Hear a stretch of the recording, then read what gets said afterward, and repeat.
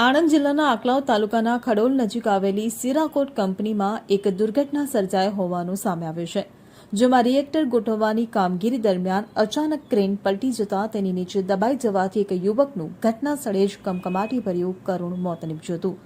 આ ગંભીર અકસ્માતની જાણ થતાં જ આકલાવ પોલીસ અને 108 એમ્બ્યુલન્સની ટીમ તાત્કાલિક ઘટના સ્થળે દોડી આવી હતી, જે બાદ પોલીસે યુવકના મૃતદેહને પોસ્ટમોર્ટમ માટે ખસેડવાની તજવીજ હાથ ધરી અને આ સમગ્ર મામલે તપાસ હાથ ધરી છે.